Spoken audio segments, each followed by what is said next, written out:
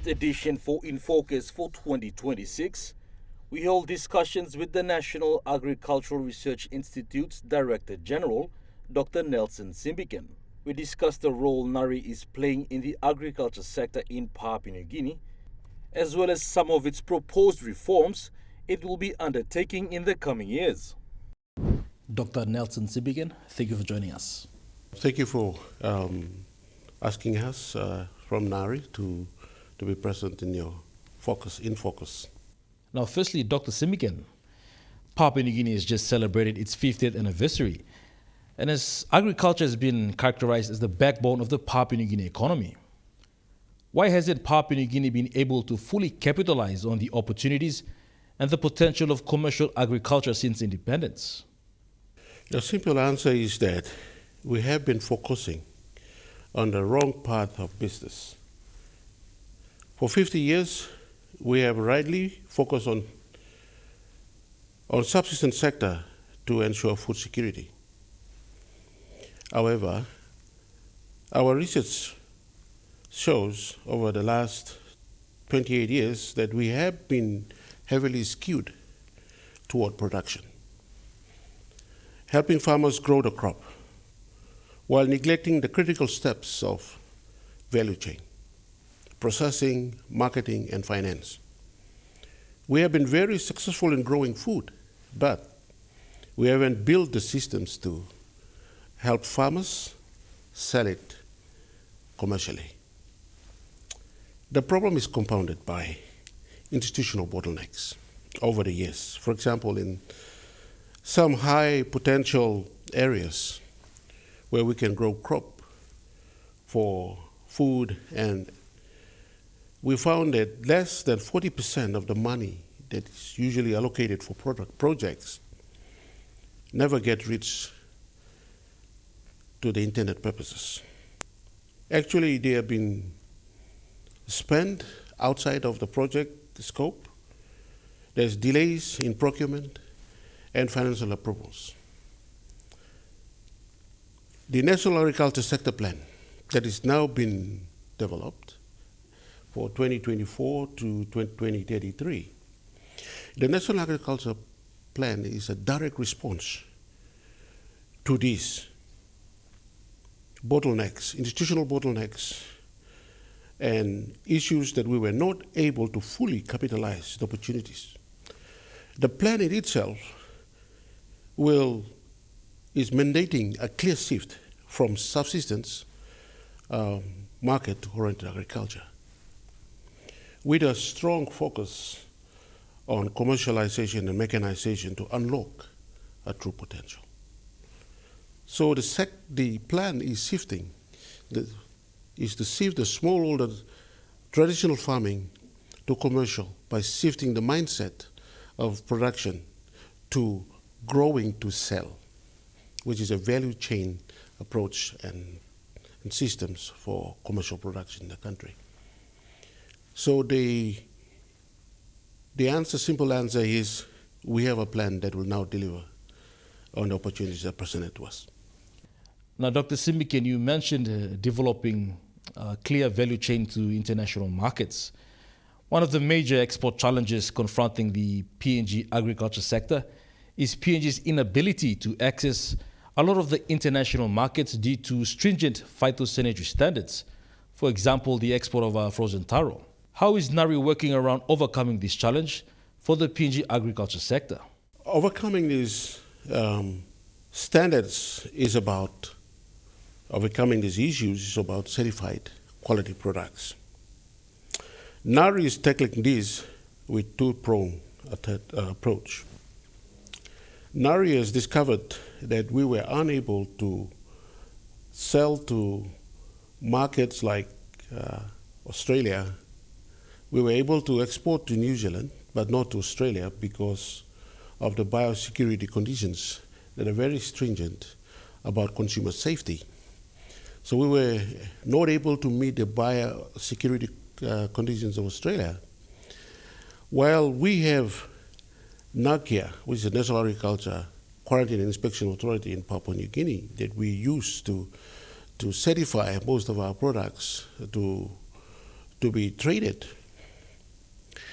The rejection of our taro, frozen taro, was based on us unable to provide what we call health hazard control points. It is a food safety standards that we're supposed to meet, and they're called HACCP certified standards. And that is the missing link that NACIA was unable to support and certify most of our products for exports because they don't have a trade and market facilitation office who can certify based on food standards. And we have had these issues that is affecting our export of taro. So for us in NARI, we are pursuing collaboration with NACIA to address this barrier of food safety that is allowable and acceptable by consumer services, and that can be traced back to where the production is happening. So there's a certification process called HACCP that must be, it's an authenticated process that is audited on an annual basis to ensure that the production of food and packaging of food for exports are following the food safety protocols. So in our research, currently in NARI, we focus on the entire value chain, including the processing, packaging, and exports. Historically, we found that there has been great neglect in this area for research, grading and post-harvest handling in our perishables or food crops, which is quite different from commodity crops like cocoa, coffee, and copra. They have established a stringent export control points that feeds back to the quality of the product they produce on the farm. And for us in the agriculture sector, the food industry and the horticulture sector, there's a bit of improvement that we need to undertake, and the establishment of a trade office under NACIA will actually relieve and address these problems, and it will now enable our products to be exported. We are cognizant of the fact that there's currently Papua New Guinea is experiencing a lot of the impacts of climate change. What sorts of challenge does this pose for food security in Papua New Guinea, and also what are the opportunities? Climate change is a single greatest threat to our food systems in Papua New Guinea, given our fragile environment. But it's also a powerful driver for necessary innovation. The challenges that we face now is the increased frequency and intensity of extreme weather events, drought, frost, and excess moisture, which cause systemic and systematic crop failures, particularly for our staple sweet root crops like sweet potato, taro, yam, cassava. NARI data shows that while we have a strong presence in vulnerable zones where there is high impact of drought and climate issues, our impact is often localized. With our resilience technologies that NARI has come up with, it only reaches about 20% of the relevant areas. This means our ability to spread solutions is not keeping pace with the rate of climate change. We need to do a lot more work to track the changes. The climate change is fast moving while our research is slow catching up. And we need to fast track, and the government needs to recognize the importance of research and support research for food security in that country. The opportunities the climate change presents to us is the necessity of adaptation, has focused us to create a more robust and diverse food system. Papua New Guinea, over the years, has come up with diverse food systems, different localities, given the existence of climate issues over the years. NARI, it is in the last 10 years of its research, we are introducing and scaling up climate-smart crops, such as African yam, as a drought-tolerant fallback food, and testing upland rice and wheat varieties. Critically, we are finding that projects with diverse partnerships involving private sector is crucial to having a higher success rate in scaling up drought and frost technologies. This is our roadmap. NARI is calling for partnering and partnership with others in the value chain, with players and actors in the value chain. We can then turn climate-smart crops into commercial opportunities, creating a food system that is not only resilient, but also profitable. Now, Dr. Simbiken, given that PNG has a very rich agricultural history, a notable example would be the Cook Early Agriculture Site. To what extent is NARI collaborating with indigenous rural communities to ensure that there is knowledge transfer? We view indigenous knowledge not as a historical artifact, but as the essential foundation for future climate resilience. Our collaboration in research over the years is based on a model of co-creation and integration and adaptation. We embedded our research within communities using models like participatory variety selection, participatory plant breeding. This means that farmers' traditional knowledge of local ecology and varietal trait guides a scientific process, and is highly crucial and fundamental to our science and research that we must attain traditional knowledge to guide us in our scientific pursuit. For example, in our sweet potato conservation work, we rely on custodian farmers, which are traditional production system, traditional way of selecting different varieties based on different climate and soil types, to maintain diverse local varieties while introducing scientific techniques to enhance local breeding capacity. We have so much taro varieties in the country. We have so much sweet potato varieties in the country. We've got so much of marita varieties, breadfruit varieties in the country that are all stacked out in a local environment. And our traditional people, our people have traditional knowledge on how to conserve them, preserve them, breed them, produce them, and extend them, and preserve them in the wild. For example, one crop that is highly indigenous up in the highlands is marita. There's so much diversity. There are yellow marita, there are red marita, there are orange marita. Those different varieties that we have up in the highlands, we have stack of indigenous material. And I've found that in the Simbu province, just around the Cook range on the south of Karawagi, on the other side of Wagi River, there's a place that is so diverse with the marita. So having indigenous knowledge is really important for us to attain local genetic material. For example, the diversity of sugarcane in the world is in Papua New Guinea. The diversity of palms like sago and other palms in the world is on the island of New Guinea, including West Papua and Papua New Guinea. So we are, in NARI, we are directly addressing the historical gap in extension services by strengthening our provincial demand resource centers, working with the provinces, working with them, and training local learning facilitators.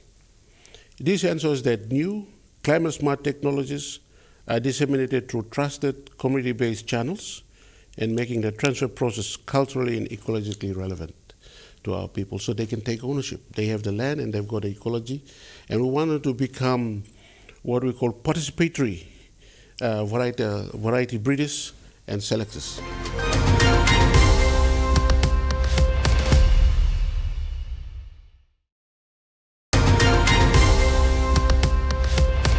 You mentioned the cost involved in the work that NARI does.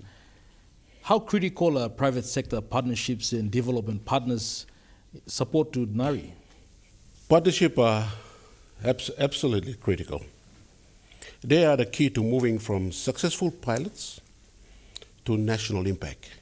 Development partners provide essential funding and technical expertise for our core research.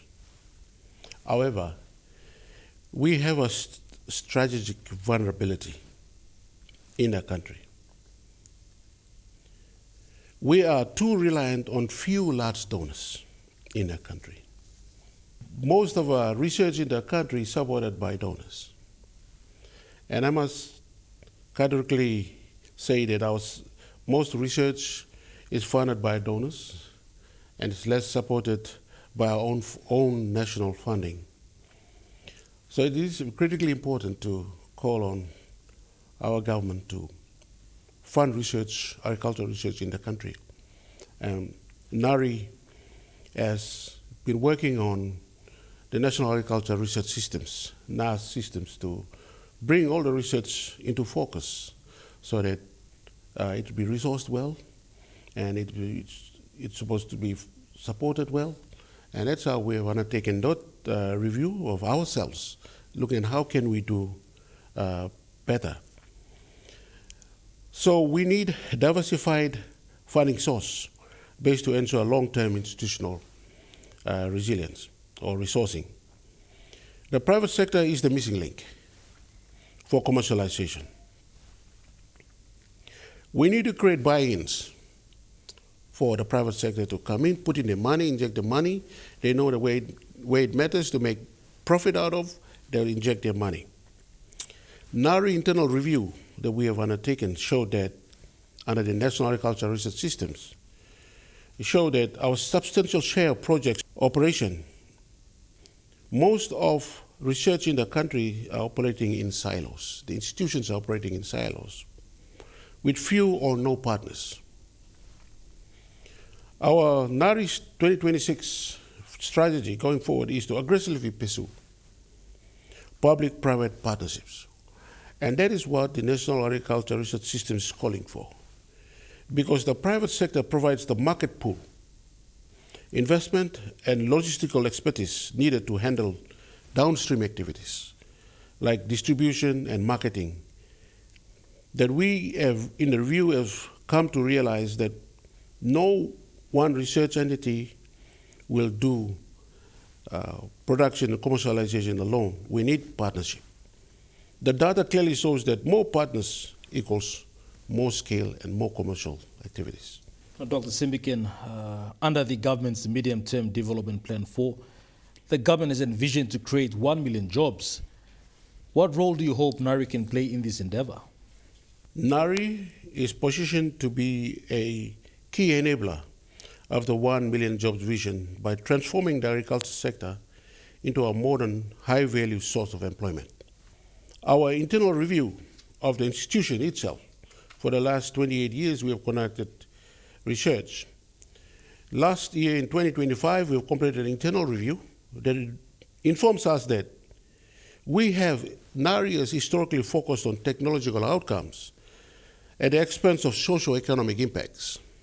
Our role now is to correct this impediment, correct this mistake, so that we create jobs through value chain creation by shifting our focus to processing, packaging, and branding, the neglected downstream nodes of our value chain. We are creating new, highly skilled jobs beyond the farm gate. Our work on commodities like galip, kava, sago, cassava, and other horticultural crops are designed to build these value chains, including taro. Youth-led agribusiness. We are promoting modern, scalable enterprises like black soldier fly, the way the youth can be involved in, for production for feed, using black soldier fly, production for feed, which is attractive to young entrepreneurs and creates jobs in waste management and waste recycling and protein production.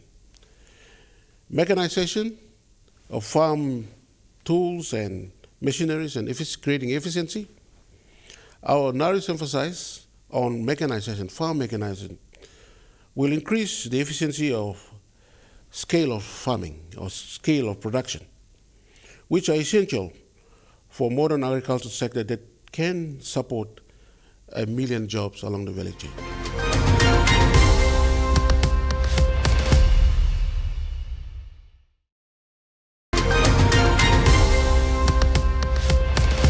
What major reforms will the NARI be undertaking in 2026? In 2026 will be a year of fundamental transformation for NARI, moving us from a research institution to a true agricultural research for development engine institution.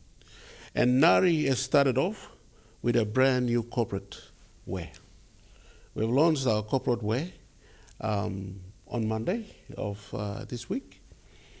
And we have dedicated ourselves, NARI, to the transformation of NARI, moving research from just an institution to a solution-based entity.